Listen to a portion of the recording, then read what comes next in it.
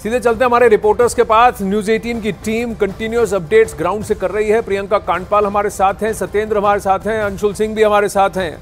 आप सबको नमस्ते। प्रियंका, सबसे पहले मैं आपसे जानना चाहूंगा अभी की ताज़ा लेटेस्ट अपडेट क्या है? 39 मीटर तक अगर पहुंच चुके हैं, 17 मीटर का रास्ता क्या आसान है, क्या मुश्किल है? उस 17 मीटर में क्या हार्ड रॉक है, वहां पर क्या उसको ड्रिल करना, चट्टानों को ड्रिल करना आसान होगा, मुश्किल होगा? कितना समय आपको लगता है लगेगा? ग्राउंड पर क्या अपडेट है? देखिए, अभी तक जो जानकारी मिल रही है उसके हिसाब से बताया जा रहा है कि तकरीबन 15 घंटे का समय लगेगा। ये जो 18 मीटर का रास्ता अभी बाकी है, क्योंकि 57 मीटर को ड्रिल करना था, जिसमें से 39 मीटर्स जो है वो ड्रिल हो चुके हैं। ऐसे में जो एक्सपर्ट्स यहाँ पर आए हुए थे, जो बात भी कर रहे थे, महमूद अहमद जो है, उन्होंने ये बोला कि जब तक 45 से 50 मीटर का फासला पूरा नहीं हो जाता तब तक कुछ भी कहना मुश्किल है, क्योंकि वो सबसे मुश्किल टेरेन है, वो सबसे मुश्किल जगह है जिससे ऑगरिंग मशीन को पास होना है। ऐसे में जिस स्पीड से अभी काम चल रहा है आनंद, क्योंकि कल रात 1:15 बजे से इन पाइप्स को अंदर डालने का काम शुरू हुआ था और आज तकरीबन 12 बजे तक की अगर बात करें तो हमने तकरीबन 17-18 मीटर का जो रास्ता है वो कवर किया है। ऐसे में अगर इसी स्पीड से हम बढ़ते रहें और कोई ऑब्स्टिकल नहीं आता है, कोई चट्टान बीच में नहीं आती है, कोई बड़ा बोल्डर बीच में नहीं आता है, तो उम्मीद यही की जा रही है कि आज देर रात तक, आधी रात तक, देर रात तक या मैक्सिमम कल सुबह तक अच्छी खबर मिल जाएगी, हमारा ब्रेक थ्रू हो जाएगा, मजदूरों तक हम लोग पहुंच जाएंगे। और आनंद, इन्हीं पाइप्स की बात हम देखिए कल कर रहे थे और आज फिर इन्हीं पाइप्स की बात हुई। ये वही 800 mm डायमीटर वाले पाइप जो अंदर बिछाए जाने का काम लगातार चल रहा है, क्योंकि ये टेलीस्कोपिक मेथड से हो रहा है, इसी वजह से बाहर की तरफ 900 mm के जो इस तरीके के पाइप्स थे वो लगाए गए और इनके अंदर से इन 800 मीटर्स के पाइप को भेजा जा रहा है। यही वो पाइप्स हैं जिनसे सबसे पहले एनडीआरएफ की टीम ब्रेक थ्रू होते ही अंदर जाएगी, इन्हीं पाइप्स की मदद से, और यहीं से खींच कर एक मजदूर को बाहर निकाला जाएगा इन्हीं पाइप्स के जरिए। अब इंतजार उन 18 मीटर के फासले को कवर करने का, जिसमें वक्त लगेगा, क्योंकि पाइप से जोड़ना आसान प्रक्रिया नहीं है। वेल्डिंग है, 2 घंटे का समय तो वेल्डिंग में ही लगता है, उसके बाद आधे से 1 घंटे का समय उसके ठंडा होने का इंतजार करने में लगता है और उसके बाद ऑगरिंग का काम शुरू होता है। इसी वजह से 18 मीटर के लिए अभी समय है, लेकिन यही कि कल की जो सुबह होगी आनंद, वो मजदूरों और मजदूरों के परिवार वालों के लिए अच्छी होने वाली है। बिल्कुल, तो यानी डबल कवर जैसा बनाया गया है कि एक 900 mm का पाइप है, मोटी, वो भी स्टील की और लोहे की पाइप्स हैं ये, और उसके अंदर एक 800 mm की पाइप है। और इनमें से कभी एक आज दिन में अगर आप में से किसी को समय मिले तो देखिएगा कि इन 800 mm की पाइप्स के अंदर से बाहर निकलना, क्या नीचे झुककर फिर 2 पैरों के बल एक कर आ सकते हैं मजदूर, क्योंकि ये हॉरिजॉन्टल ड्रिलिंग वाली बात है, तो या तो आपको रेंग कर आना पड़ेगा या धीरे से झुककर चलते हुए आना पड़ेगा। लेकिन अंशुल, आपने परिवार से भी बात की है और आपने वो इंटरेक्शन भी देखा जहां मजदूर अपने परिवारजनों को और परिजनों को कह रहे हैं घबराओ मत, हम बाहर आ रहे हैं। तो ये जो मनोबल उनका अभी भी सख्त है, ये बहुत बड़ी बात है, क्योंकि 8-9 दिन, अभी तो 11 दिन हो गए, फंसे रहना एक टनल के अंदर आसान नहीं होता, मेंटल प्रेशर बहुत ज़्यादा होता है।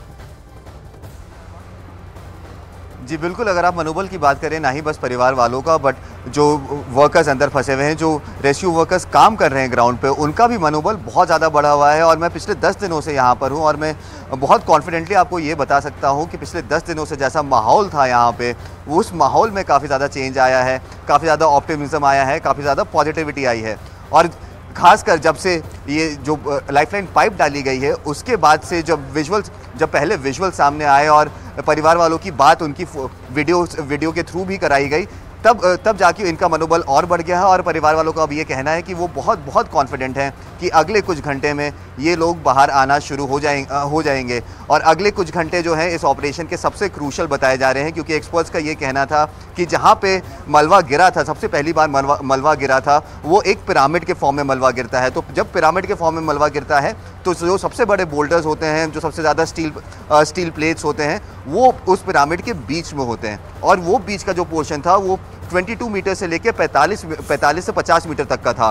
तो हम इस वक्त 39 मीटर्स तक हम क्रॉस कर चुके हैं। अगले 10 मीटर यानी करीब करीब अगले 1 से 1.5 पाइप की जो जगह है, अगर उसमें ड्रिलिंग आराम से हो गई, जल्दी से जल्दी हो गई, तो उसके आगे का रास्ता इतना मुश्किल नहीं होने वाला। ये एक्सपर्ट्स का प्रेडिक्शन है। तो अगले 4 से 5 घंटे में हमें ये क्लैरिटी मिल जाएगी कि अंदर किस तरह के पत्थर है और क्या वो ड्रिल किए जा सकते हैं, क्या मशीन्स, क्योंकि ये भी बताया जा रहा था कि कुछ हैवी मशीन्स भी उस मलबे के नीचे दबी हुई हैं, तो क्या वो मशीन उस हमारे पाइप के रास्ते में आएंगे। अगर वो मशीन्स भी पाइप के रास्ते में आ गई जो अगले 5 से 7 मीटर में हो सकती हैं, तो फिर एक आदमी को अंदर भेजा जाएगा, गैस कटर से उस मशीन को काटा जाएगा और उसके बाद फिर आगे की ड्रिलिंग प्रोसेस स्टार्ट होगी। इसलिए रेस्क्यूअर्स अभी ऑप्टिमिस्टिक हैं, पॉजिटिव हैं कि अगले 15 घंटे में वो ब्रेक थ्रू कर लेंगे।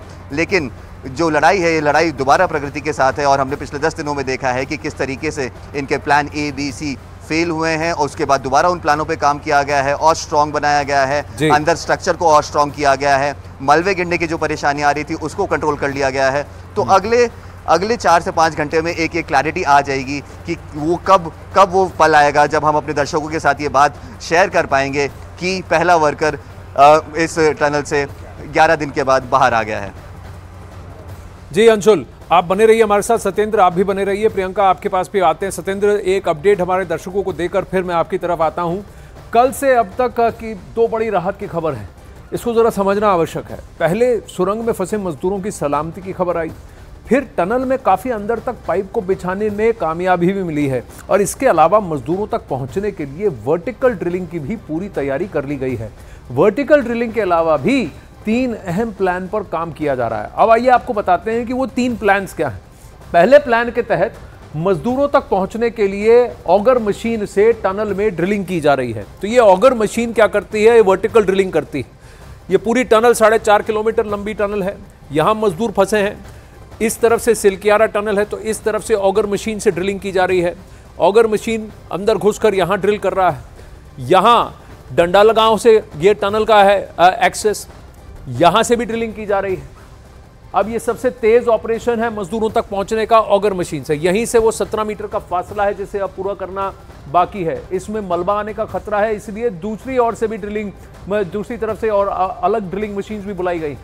और अगर ऑगर मशीन से ड्रिलिंग पूरा कर लिया जाता है तो 2 से 3 दिन में पूरी सुरंग बन जाएगी। दूसरा सबसे तेज ऑप्शन जो है सिलकियारा टनल के दोनों साइड से खोद कर रास्ता बनाने का है। अब इसमें 15 दिन लग सकते हैं, लेकिन इसमें पहले ऑपरेशन से ज्यादा वक्त लगेगा और जितने दिन इन मजदूरों को और अंदर रहना पड़ेगा उतना उनका फ्रस्ट्रेशन भी बढ़ जाएगा, क्योंकि जैसे ही आपको लगता है कॉन्टैक्ट एस्टैब्लिश हो गया तो फिर उम्मीद ज्यादा हो जाती है, एक्सपेक्टेशन की जल्दी जल्दी निकले, तो वो थोड़ा सा आप कहते हैं कि उत्सुकता, व्याकुलता बढ़ जाती है। वहीं तीसरा ऑपरेशन जिस पर काम किया जा रहा है वो है डंडाल गांव, उसकी तरफ से टनल खोदकर मजदूरों तक पहुंचना। ये सबसे लंबा रास्ता है, इसमें सबसे ज्यादा वक्त लगेगा, करीब 40 दिन लग सकते हैं। तो ये थर्ड ऑप्शन है, ये लास्ट ऑप्शन है जहां 40 दिन लग सकते हैं। ये सबसे बेस्ट ऑप्शन है सिलकियारा टनल से अंदर घुसने का। और दूसरा ऑप्शन है कि साइड से ड्रिल किया जाए जहां पर 15 दिन लग सकते हैं। उसके अलावा ये वर्टिकल ड्रिलिंग है, ये हार्ड ऑप्शन है। 88 मीटर ड्रिल करना, वहां तक पहुंचना आसान नहीं है, लेकिन उसकी भी कोशिश अब की जा रही है। वहीं टनल के आसपास एम्बुलेंस की संख्या भी लगातार बढ़ रही है। इसके बारे में जानते हैं, सत्येंद्र के पास चलते हैं। सत्येंद्र, बताइए किस तरह की तैयारियां और हो रही हैं? आप उसी सिलकियारा टनल वाले एग्जिट के सामने खड़े हैं। अब आप मुझे बताइए कि वहां और क्या क्या सुविधाएं वहां रखी हैं और अंदर मजदूरों में से किसी को भी क्या शारीरिक रूप से या मानसिक रूप से कोई कष्ट है? क्या मेडिकल हेल्प की जरूरत अंदर पड़ी है? बिल्कुल, मैं आपको बता दूं क्योंकि डॉक्टर की टीम लगातार उनसे बातचीत कर रही है। आज क्योंकि अंदर एक माइक्रोफोन और एक जो कैमरा वहां पहुंचा दिया गया था, तो डॉक्टर एक एक जो अंदर फंसे जो मजदूर हैं उनसे एक एक करके उनकी स्वास्थ्य के बारे में जानकारी प्राप्त कर रहे हैं और सभी से इस टाइम बातचीत चल रही है। डॉक्टर्स की टीम यहाँ पहुंच चुकी है। मैं आपको सीधे वो एक और तस्वीर दिखाता हूँ। आप सामने देख सकते हैं कि छत पे NDRF के वो लोग हैं, वो वही जवान हैं जो जब टनल में आर पार वो 800 mm डाई का जो पाइप जो आर पार होगा तो वो वही जवान है जो टनल के अंदर जाके अंदर सबसे पहले जाएंगे। और अभी तक जो जानकारी मिली तो स्ट्रेचर भी एक बना करीब 4 स्ट्रेचर तैयार किए गए हैं जो टनल के अंदर से और जो मजदूरों को एक एक करके बाहर निकालेंगे। वो स्ट्रेचर पे नीचे से टायर लगाए गए हैं। उन स्ट्रेचरों का शेप जो टनल में जाने वाला जो पाइप है उसी के आकार का एक शेप दिया गया है उस स्ट्रेचर को।